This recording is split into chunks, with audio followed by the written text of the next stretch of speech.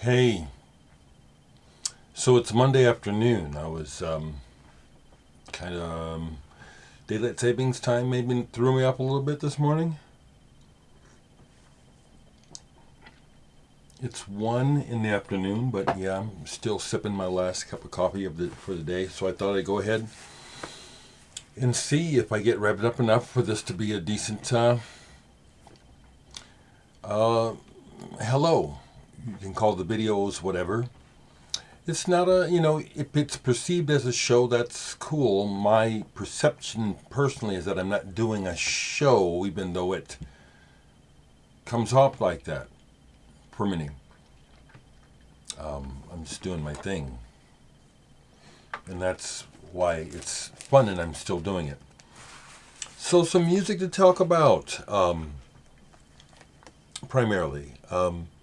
As always, my thoughts in my heart. And I continue to share the updates from Vadim in Ukraine, Kiev. And just hoping beyond hope that somehow this stops, I don't want to see anybody getting hurt anywhere for any reason. So, that's why I take refuge in music. So, speaking of music that's directly related to me and what I'm doing, James Schroeder. Some of you folks might already have this digitally through Bandcamp. James Schroeder is a Nebraska musician that I play with in the David Nance Band. I've also played with him in other configurations before. I think he's from Lincoln originally, or a small town, but James is quite a musician, quite an interesting cat. Another band that he was in, you might know of, is WVWWZ.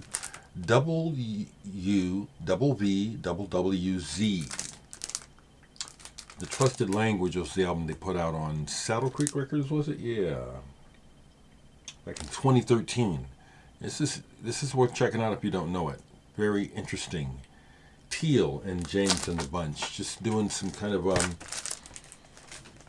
thinking type of indie music.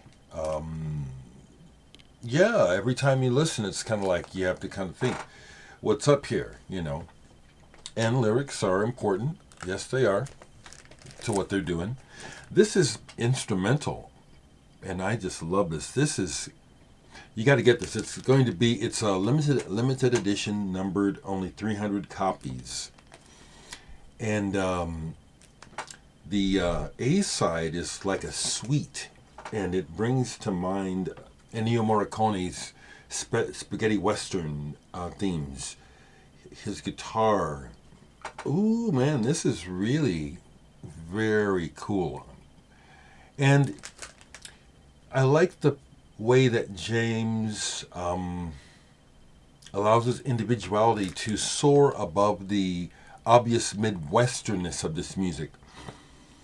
One thing about a lot of music that's coming out of Nebraska and my friends is that it's got this country tone to it. And it's not, well, look where we're from. So it's just natural that your roots show. Some slide guitars in here in parts, but it's never corny. This is really good, and it's about to be released next week. The digital copy, the physical copy. So that's why I'm finally reviewing it. I got my copy a while back from James, and he just told me to wait to review it to when they were about to drop it, and they are about to. Speaking of, probably we'll be hearing some news from David Nance about the record, because he's doing some stuff. About to go on the road. I'm not going with him. I'm going to do the show here in town. But yeah, some cool things are happening, and James, he's been with Dave Nance for years now.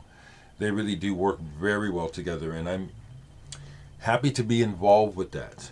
I am happy to be involved with that. So let's get back to some more of the recent acquisitions. If I mentioned this before, I'm doing it again because I got 2 albums by them. This is an Australian band that it turns out has quite a history that is associated with prog as well as spirituality and religion. They originally, I really like this. This is their first album, Tully. I just picked this up, a reissue of it. But apparently they came to prominence as the backing band for the Australian hair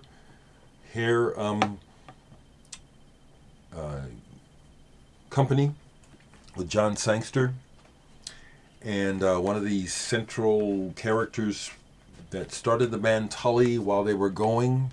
This album is really, it's an interesting band. This album is wild. It goes all the way from improv to something like Soft Machine to something like soft folky stuff, and then kind of psych. But the main guy keep trying to get at is like he got involved with following Mayor Baba, like Pete Townshend for a while did, which really influenced the direction of what he was doing with the band. It's there. It flavors some of the lyrics and some of the music. The music is really excellent. This is from the early 70s. It's like I'm just now really finding out about this. I'd shown a while back where I bought their reissued album, Sea of Joy. That was the first thing I heard of them. And then this is I think their second album, Loving is Hard. Tully. And this again is a different bag from the first album, Sea of Joy. It fits in though. This is more spiritual, folky, spacey kind of also. Originally on the Harvest label in Australia. I just love that label. So I grabbed both of these when I saw them I grabbed this one first, got home and was listening to it among other things, and was really struck by how have I never heard this? Even though this is, I talked about this, because I kind of assumed this was going to be just their first album, and it's like, well, this is better than Sea of Joy. So I went back down, hoping that the other one was still in the store, and it was. Grabbed it. Here's another one I grabbed. Let me see if I'm repeating myself, just unnecessarily here, because I do lose track of my own thoughts. I did show some of these. Did I show the Herbie Hancock? No, I didn't. Okay, so here's another one I picked up. It looks like it's authorized, but it's like a bootleg quality. It might be a soundboard recording, but it sounds like it might be second or third generation, possibly. It's decent. The thing about this is the Mwandishi band. This is my favorite period of Hancock's work. And they do, you'll know when you get there, which is just one of my top. It's like jazz dream pop. It's like dream. It's a dreamy. I love dreamy stuff that's just takes your imagination away. If you see this Dave Newhouse, that was the thing about the Muppets, was that you guys would touch on things. It's like there is definitely some imagination going on here, and it strikes mine. That's what I like mostly in music.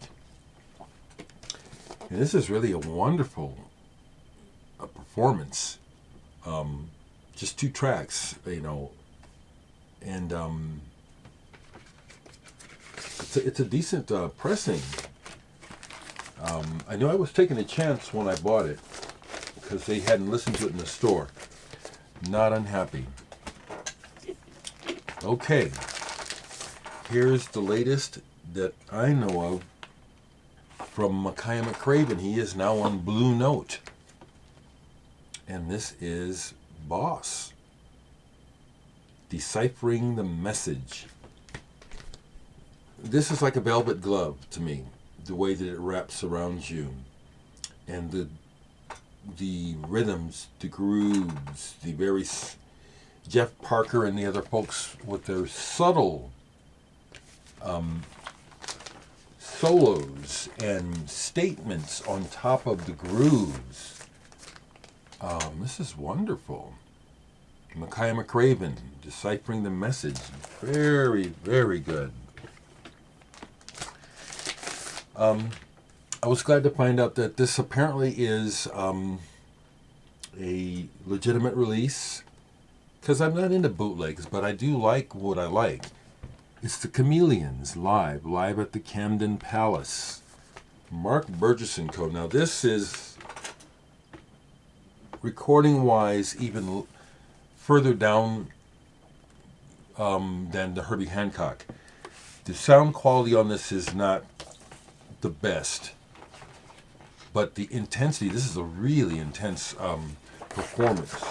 And you get it's nice, you get a poster with it.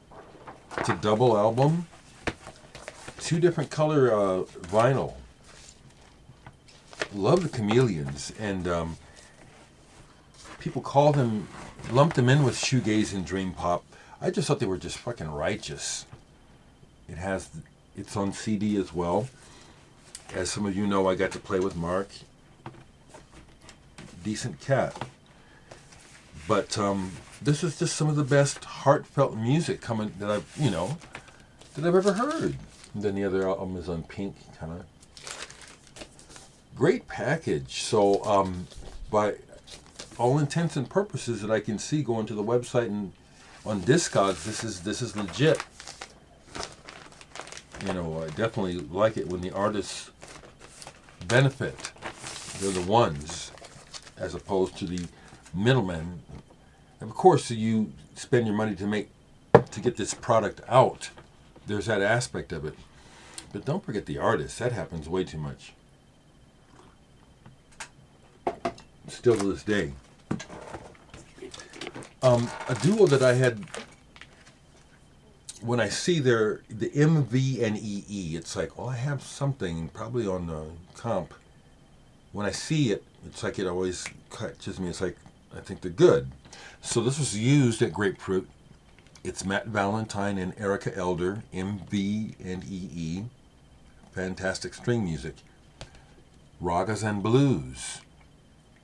And this is one of those sort of things where you either you just let them do what they do, and you fall into it or you don't. And I fell into it.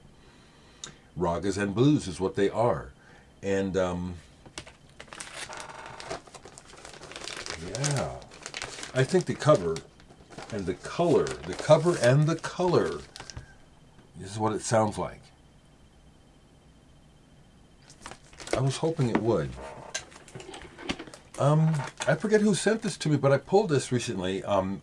Even this reissue is now hard to find. Aardvark, one of those UK bands that put out one album back in the late 60s or early 70s, 1970, with a lot of organ and really groovy, really good. It's like, why only one album? Really good. Originals of this are hard to come by.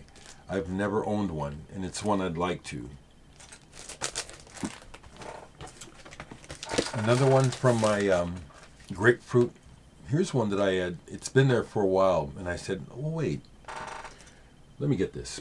Because Audion is overall a quality label back when New Age was all the rage, and this was the bandwagon they seem to be riding on.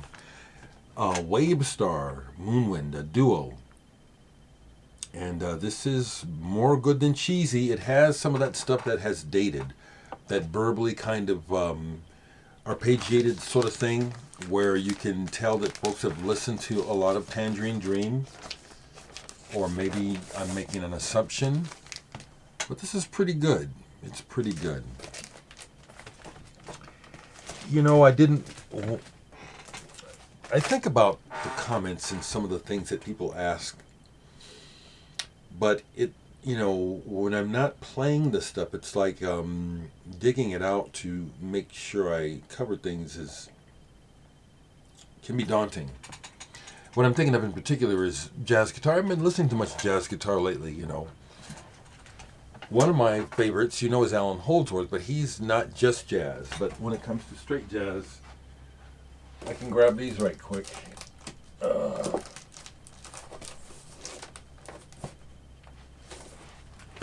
Joe Pass. I appreciate the best. I appreciate the greats. Kenny Burrell is someone whose style I don't particularly care for, so I don't. I have him, but I didn't buy him. I inherited those from my brother. Wes Montgomery is. I got a bunch of Wes back here, but I've talked about him before. But jazz guitar, Joe Pass. Okay. There are many others. You know, you go back to Charlie Christian and Tal Farlow, Grant Green. So many, but if you want to know one of the very best, Joe Pass, one of the absolute giants of the jazz guitar to ever touch guitar, Joe Pass. And I'm not a dedicated collector, which means I'm not out looking for his records, but when I come across them, and it's in my pocket to get it, I grab them. They're all good. Yeah, his work with Oscar Peterson. I mean, you know Oscar Peterson, the pianist. Just again, one of the greatest that ever lived, along with Art Tatum and Joe Pass. And those two, when they come together, it's like it's far beyond showing off. It's just pure artistry and inventiveness, which I'm always wanting to hear. So that's one. Pat Martino, of course, I've mentioned him. I love him. And there are many others that just are not coming to mind because I'm not listening to a lot of jazz right now, but I appreciate the greats. I do. And have a lot of that stuff. Just can't sometimes think about it, okay? Okay, that's what I want to say today. And I hope you're all well. Let me know what's going on with you.